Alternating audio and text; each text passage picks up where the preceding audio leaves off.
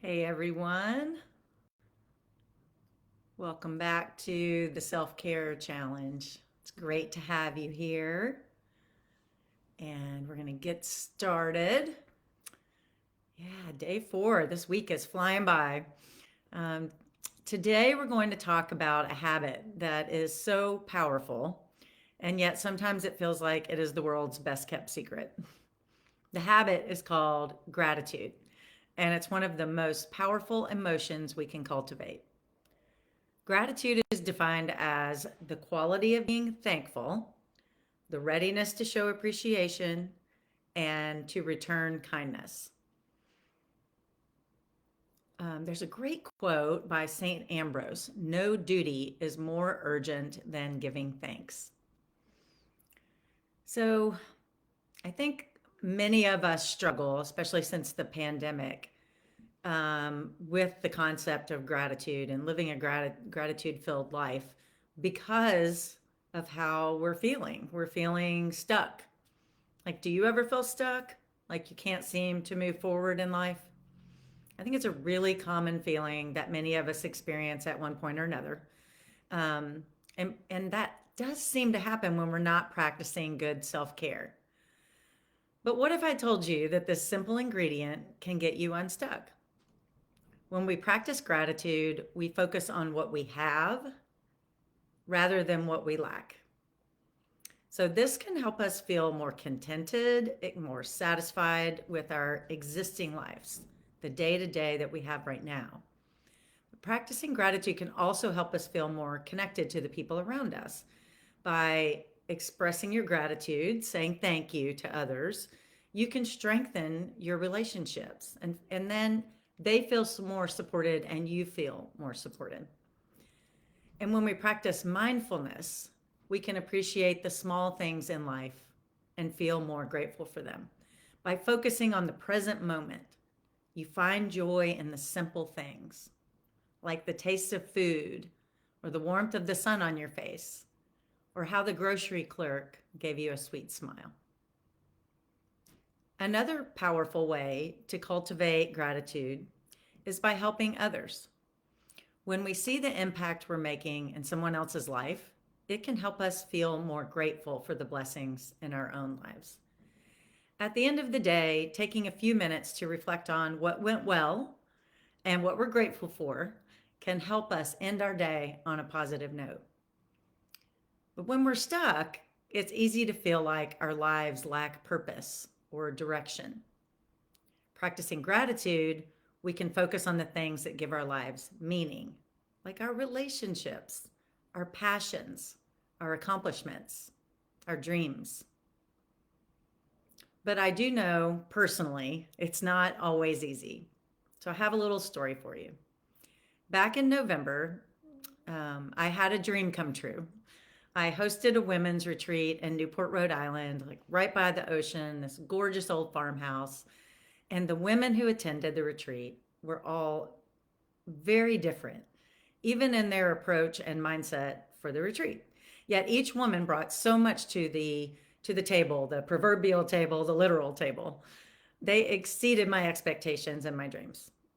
They learned to love themselves in new ways, and they were helping each other do that. And man, I was full of gratitude to every one of them for showing up for themselves and to them for showing up for me.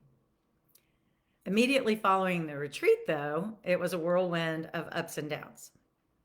I had planned a quick trip to Martha's Vineyard for 3 days to relax and recoup from the extraordinary retreat weekend.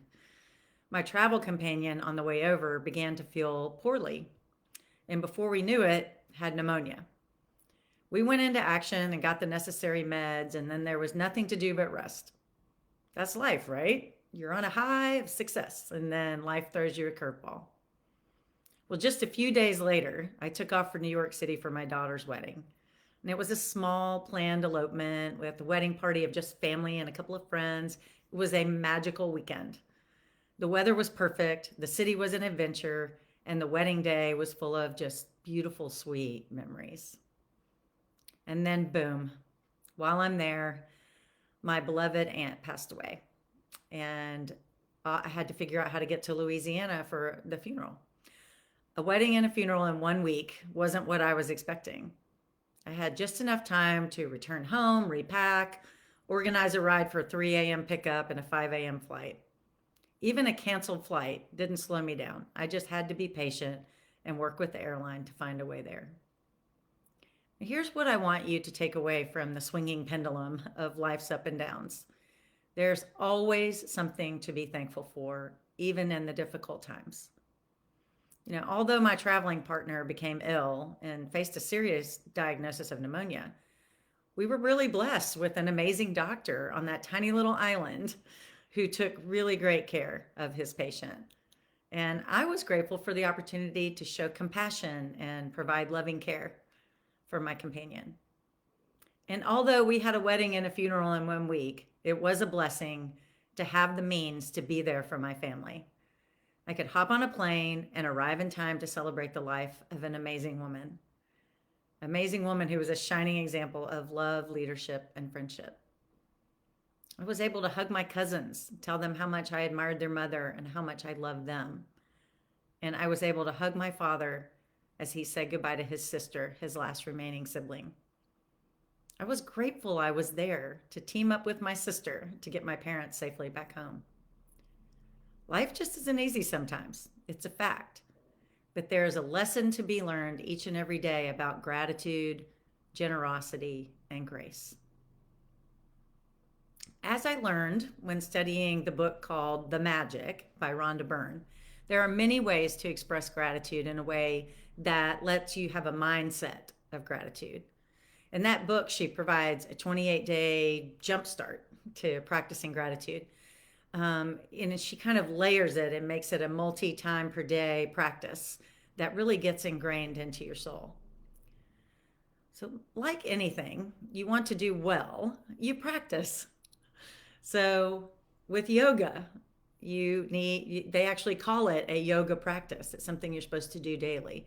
If you want to run a marathon, you have to practice running. If you want to give a speech, you should practice the speech. Burns suggests listing 10 things each day for which you are grateful. I decided to do 100 days in a row. And it was really enlightening how much in my life I am grateful for. And it's easier to live in peace once that gratitude is held dearly. And, like having a respect for your own gratitude. I mean, each day I would open my notes app on my phone while I was drinking my coffee, and I would label the post, Gratitude Day 56, and I would begin my list. And each gratitude phrase, or each thing on my list should have 3 things. This is what Byrne taught me. Who or what you're grateful for, why you are grateful for it, and then at the end of the list, you say, thank you, thank you, thank you. For example, I am grateful for my parents, that's my who, because I need them in my life. That's my why. And I am grateful to have my parents in my life.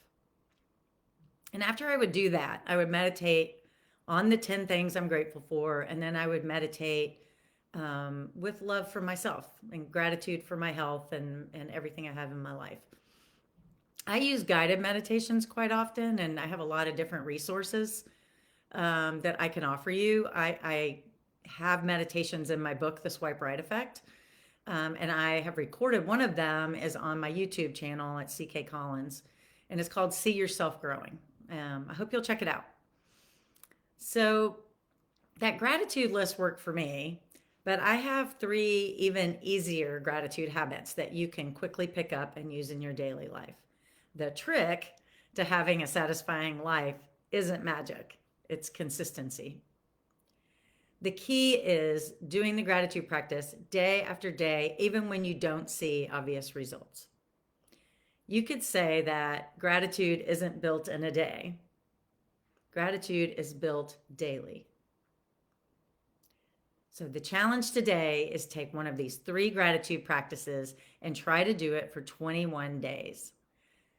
They don't take time out of your day, but they do make a significant contribution to your heart, soul, and mind. So number 1, the gratitude wake up. Every morning when you wake up, when your first foot hits the floor, you say thank, And when the second foot hits the floor, you say you. Thank you. This starts your day off with immediate positivity. You're thankful to be alive and you acknowledge as your feet hit the floor that it's going to be a good day. What a better way to start a day? There can't be. Gratitude dust is the second one. I love this one. So, as you meet people throughout the day, pretend your thoughts, your smile, or your actions are like sprinkling them with magic gratitude dust. The clerk at the store gets a big smile from you, and you say, I really appreciate your help. You wish your neighbor a great day and say, so glad you're my neighbor.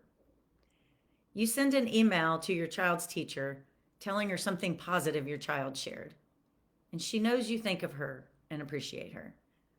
It's like magic dust, and it improves their day, improves their life. And the third gratitude practice is for the end of the day. When you're brushing your teeth, you're standing in front of the mirror, I want you to list 3 things that happened today for which you are grateful. So brushing, brushing, brushing, brushing. It can be a profitable business deal. It can be the perfect song came on the radio and provided you a lovely memory. Or your workout was amazing and you were full of energy all day. It could be anything. But the most important thing to be grateful for is yourself. Once you start approaching the person in the mirror and appreciating them, the more grateful you will be for your overall life. Those around you will feel the shift. They'll feel it, the shift of your positive energy emanating from you. And guess what happens to that excess positive energy? It is magically transferred to those you love and care about. So right now, it's your choice. What do you want to change? What do you want to be different a year or 3 years from now? Whatever it is, it starts with being grateful consistently for what you already have. And there's an old Chinese proverb. I love it. This is so funny. The best time to plant a tree was 20 years ago. The second best time is now.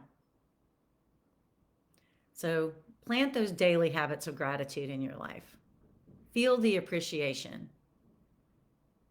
Gratitude and appreciation are like the highest emotional states you can experience. When you cultivate gratitude, you're able to feel true joy and contentment. No matter what you have or don't have in your life, you can be grateful. So thank you for tuning in. I really do appreciate all the time that you've been putting in. Let's review real quick. Day 1 was, anybody remember? Your self-love mantra. I hope that that will tie in really nice with your end of day gratitude practice where you look in the mirror and you start with I love you and list 3 things that you're grateful for. Yeah, and then we talked about reframing. That was pretty powerful. I hope that you're having good experiences with these. So thank you very much again for being here. Tomorrow is the last day, so show up, and then there'll be details after tomorrow's 15-minute session about a free masterclass that I'll be offering next week to all of you who showed up for the self-care challenge and joined the Facebook group. So thanks so much again. I really am grateful. Thank you, thank you, thank you. Go share that magic dust.